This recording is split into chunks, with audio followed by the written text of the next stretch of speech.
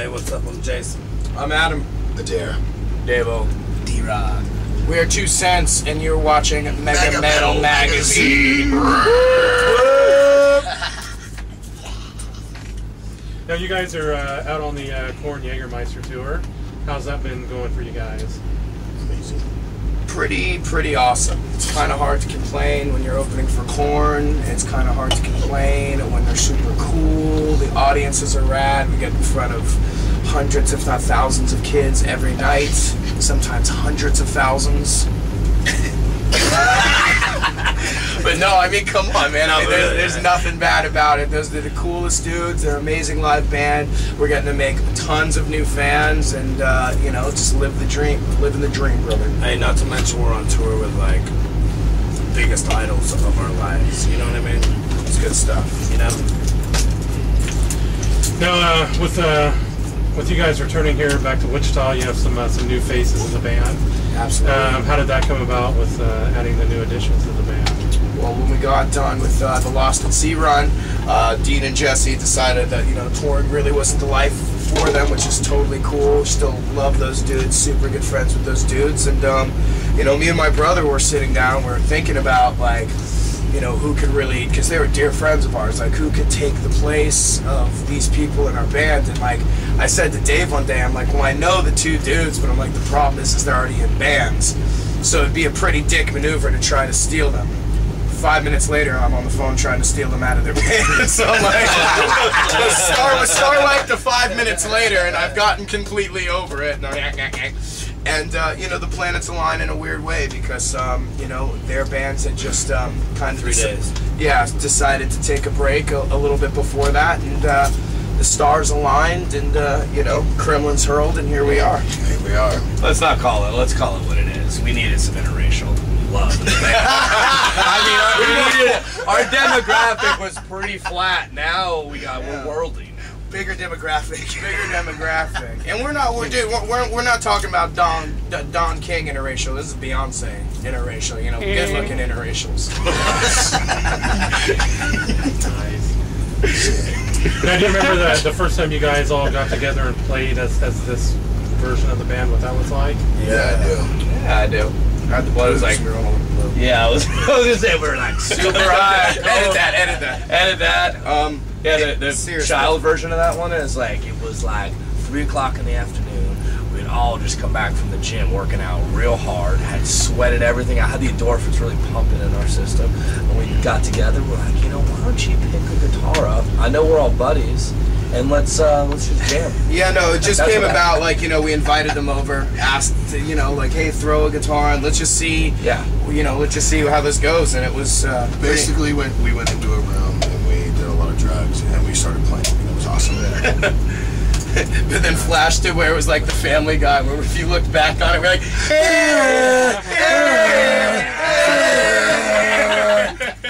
It's terrible. Yeah, to an outsider, It was awesome. It was awesome. Give it 2 Awesomely years. bad. Right. Hey, in my mind, it was it might as well have been the Forum sold out, dude. It was awesome. Yeah, but no, I mean, we're super good friends, and that translates into how we play music together. It immediately clicked, to answer your question. Seriously. Yeah, just from watching your guys' live show tonight, I seen how you guys all clicked together on stage, and you were a nice cohesive unit, and yeah, it was phenomenal watching you guys up there as this lineup. Thank you. I mean, That's cool. Thanks, man. You can definitely tell that you guys all click together, and there's some definitely some chemistry there. Well, that comes from, like, aside from the fucking. No, you're fine. Aside from the music, that comes from the brotherhood that is. Yeah. You know what I mean? Like, We've all been friends, man. Yep. A long time. this is brotherhood, dude. I would kill someone for any one of these people. We all live together, It's the you know. same way. Yeah. You know, we all live in the same house. We wake up together. We make eggs together. You know, We all just- have mine and Adam's mom and dad yelling at us. Yeah. He eats last though. T-Rob for obvious reasons. But no, it's literally it's you know, we're the best of friends, man, and that translates into I think when kids see us on stage, they can see that, and they know it's like, dude, if we hit a bad note, or if we can totally, like, sometimes a piece of equipment will die and we'll have to totally stop the song, you know, we catch each other's eyes and we start cracking up and laughing, and it kind of, the audience is like, you know, the audience can see that and see the love and the, you know, and the whole thing, so they relax and they just, you know, they let it flow too, even when the most, you know, haywire shit can go wrong. So it's good times. Now, so far, looking over all the shows you've done so far on this leg of the tour, is there any one show that stands out as the most memorable to you guys? Go down the line. New York City, man. New York City. Long story short, my brother's college roommate came out to New York City. He's like, hey man, blah blah blah, this and that. I'm backstage, this and that. Came out the back door to meet him. My brother was standing there. He flew out from Vancouver to see me play. Surprise him. Surprise me in New York City. New York City. Yeah. I would say the rave in Milwaukee, Wisconsin was just insane. One of the best energetic crowds. I mean, that venue is like so old and creepy and awesome, and it's that was just an amazing show.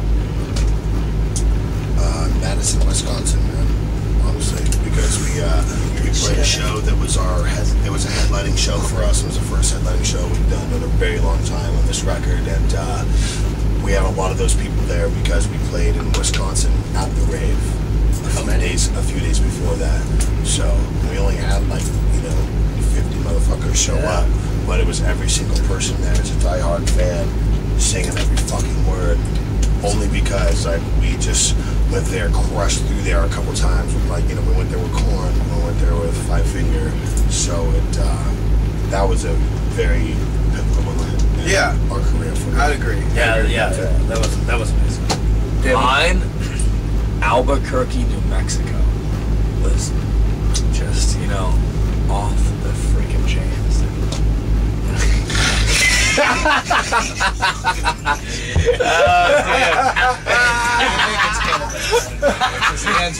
Okay, explain it. That was not a bad show. I mean, dude, listen. I love Indians. I love Indians. So like, I'm like into brown people. So that was like totally cool when a couple of them show up. Look, I'm white, so I'm searching for something to balance my next generation out. But the ozone layer is only depleting right now. So, I mean, I'm getting serious, kind of. Like, No, he is. Actually, really, I swear to God.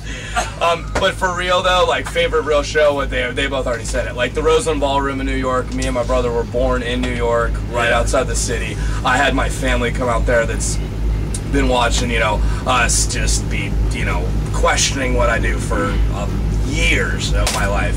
And to have them come out and see 3,000 people jumping around and freaking out, it was that was a moment. And then the rave in Milwaukee, like he said, was another cool moment. Okay, we got New York and the rave. D-Rock.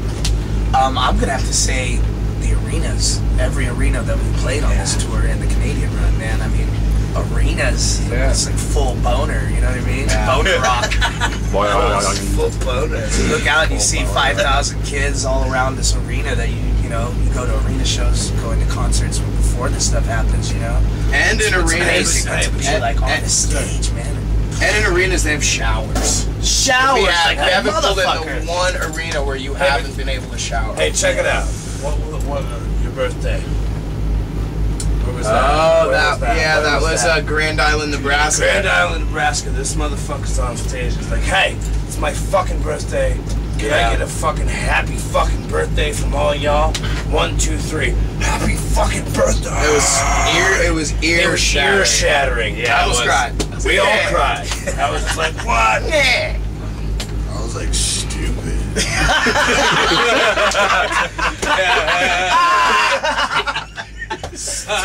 I was over by my amp jerking off to porn on my phone, so I didn't even notice that happened. I wasn't even on stage yet, so I was in the battery box. Let's talk a little bit about the new record. Oh, yeah! How long did you guys spend putting that whole thing together? About a year and a half we were writing and working on it with Matt Hyde. A year and a half, you know, we were doing demos, and then he cut a bunch of songs and told us what was bad music, what was good music, and fucking, you know, we blood, sweat, and tears of that motherfucker. And no joke. Blood, sweat, and tears, and it took a lot of time. It was well worth the fucking wait, man.